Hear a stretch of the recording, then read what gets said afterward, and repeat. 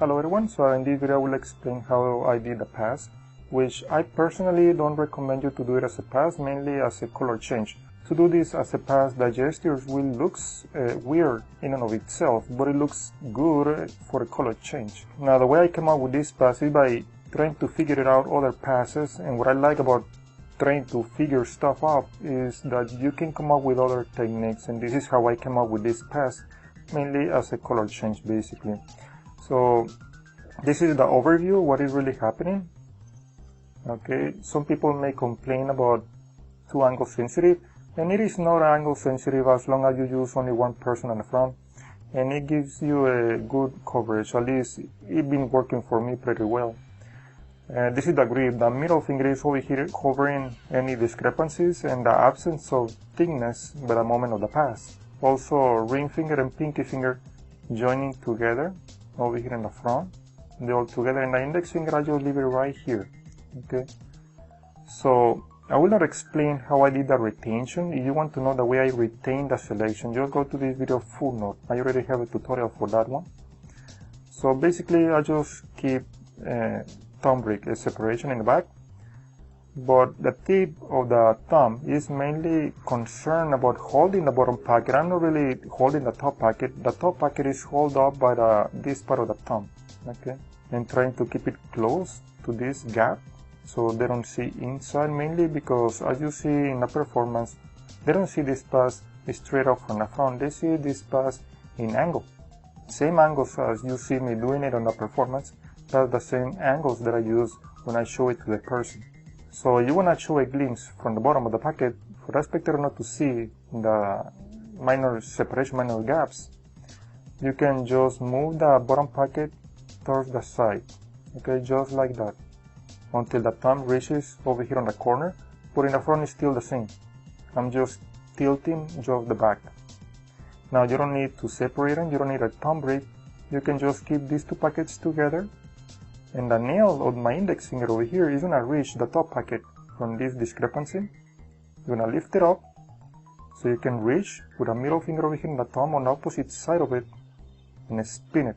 In the process of spinning the top pocket away from the bottom one, just stretch the index finger along with it to provide more coverage, okay, so all fingers can be together, and just try to keep it a little bit in angle, almost parallel to the floor, to provide more coverage in 45-degree angle, which is an average angle for the spectator's view. So once again, I rather use the thumb break instead of keeping these two pockets together. It's going to be up to you, the way you feel more comfortable. But you want to show a glimpse, like I said, of the bottom pocket as I did it in the performance, just keep it tilted. And when you show this to the spectator, it's better you show the glimpse of the bottom pocket in angle, not straight like this, because they can see this discrepancy, this misalignment over here. So same way I did it in the performance, so they can see an angle, not straight, because they can see the top pocket. But like I say, I'd rather keep the thumb break so I can push the index finger over here and push it harder, so you can feed the index finger right there and lift just the top pocket. Again, middle and thumb right here, and stretch the index finger over here along with the top pocket, okay. The corner, I'm mainly holding the corner over here with a pinky and ring finger between these two fingers, just right about there. And you can move it closer if you want to provide more coverage. Now once again, push with the index finger, lift it up, stretch the index finger to provide more coverage. And the gestures is very important, because as you notice, when I put the top pocket on the bottom one, I rub my thumb right at the bottom to complete the square, and the index finger is going to help me to square both pockets immediately, so it looks more subtle, and the gestures itself, it looks pretty elegant. And that's why I believe this doesn't work pretty well as a pass, but as a color change, okay. Now I know you probably think this is too angle sensitive, or you have small hands. All you have to do is just practice in front of the mirror and see if you are good with angles, and to see how it works for the size of your hand.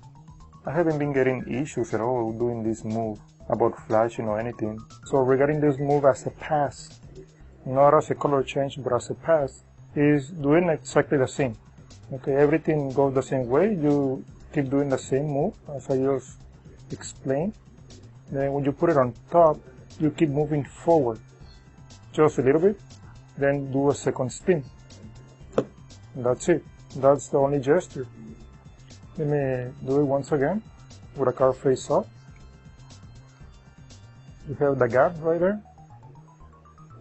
And next finger go right inside and do the spin. The same move as I just explained, but the only difference is that you have to keep moving forward just a little bit and do a second spin. That's it. Let me do it at regular speed. I think that's a justifiable way to do the pass. That was the most thorough way that I could think of. And that's it. I hope you like it.